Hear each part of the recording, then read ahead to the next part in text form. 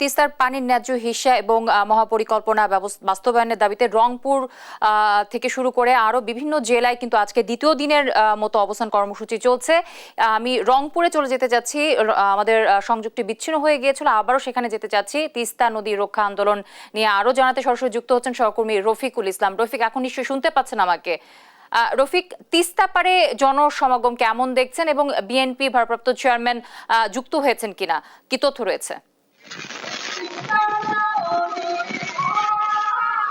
যদি আপনি জানেন যে আমরা এই মুহূর্তে রয়েছি তিস্তা নদীর উপরেই।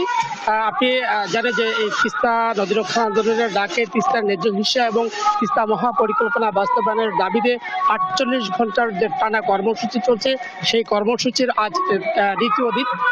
এই যে কর্মসূচি, এই কর্মসূচিতে সকালেই কিন্তু একটি ক্ষোভের পদযাত্রা হয়েছে তিস্তার পানির দাবিতে, এবং এরপরেই দুপুরে হয়েছে নদীতে নেমে প্লাকার্ড প্রদর্শন। অর্থাৎ এই প্লাকার্ড প্রদর্শন এই জন্য করা হয়েছে যে তিস্তা এই শুষ্ক মৌসুমে 5000 কিউসেক পানি থাকার কথা ছিল, কিন্তু সেখানে আছে মাত্র 400 কিউসেক পানি। অর্থাৎ পুরো তিস্তা জুড়ে এক পাশ থেকে আর এক পাশ পর্যন্ত পায়ে হেঁটে যাওয়া যায়। এই বিষয়টি দেখার জন্যই এখানে যারা আন্দোলনকারী রয়েছেন, বিশেষ করে নদী রক্ষা আন্দোলনের যে প্রধান সমন্বয়ক আসাদুল হাবিব দুলু, তার নেতৃত্বে কিন্তু তিস্তায় প্লাকার্ড প্রদর্শনী করা হয়েছে।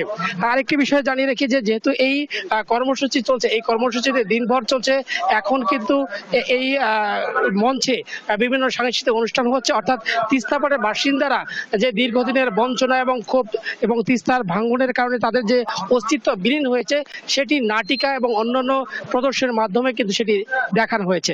আমাদেরকে আয়োজক কমিটি জানিয়েছে যে এই যে 48 ঘন্টার কর্মসূচি, সেই কর্মসূচির আজ 5টার পরেই যে কোনো সময় বিএনপির ভারপ্রাপ্ত চেয়ারম্যান তারেক রহমান তিনি ভার্চুয়ালি যোগ দিবেন।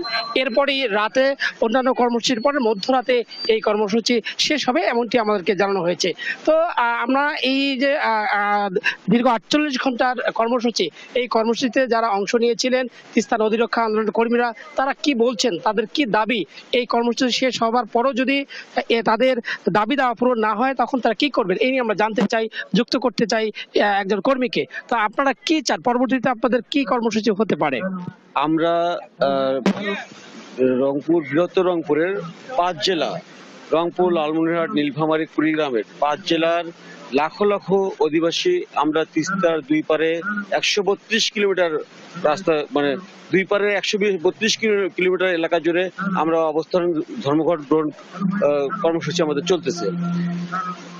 আজকের বিগত 2 দিনের কর্মসূচিতে যদি এই তিস্তা পানির সমস্যার সমাধান বা তিস্তা মহাপ্রকল্প বাস্তবায়ন না হয়, তাহলে নিশ্চয়ই লালমনিরহাট, রংপুর, কুড়িগ্রাম, নীলফামারী সহ 5 জেলার অধিবাসী আবারও ভবিষ্যতে এর চেয়ে ব্যাপক আকারে এবং বৃহৎ পরিসরে আপনার আন্দোলনের কর্মসূচি গ্রহণ করবে, এবং সেটা আমরা পরবর্তী কর্মসূচির মাধ্যমে আপনাদেরকে জানিয়ে দেবো। যদি আপনি শুনছিলেন, এখানকার নদী রক্ষা আন্দোলন কমিটির কর্মীরা বলছিলেন তারা যদি এই আজকের এই আন্দোলনের পরেও যদি প্রতিবেশী দেশ ভারত বা সরকার এই পানি চুক্তি বা তিস্তা মহাপরিকল্পনা বাস্তবায়নে কোনো অগ্রগতি না হয়, তাহলে তারা কিন্তু ভবিষ্যতে আরো বড় ধরনের আন্দোলন করবেন, এমনটি তারা বলছিলেন। একটি তথ্য দিয়ে আমরা শেষ করতে চাই, এই প্রতি বছর নদী ভাঙ্গন এবং এই বন্যা খরায় প্রায় 1000 কোটি টাকার ক্ষয়ক্ষতি হয়, এমনটি কিন্তু নদীর সঙ্গে যারা সংশ্লিষ্ট তারা জানিয়েছে। অর্থাৎ প্রতি বছর তাদের যে ক্ষয়ক্ষতি হচ্ছে, এটি আর কখনো ফিরে আসবে না। এ কারণেই অতি দ্রুত এই তিস্তা মহাপরিকল্পনা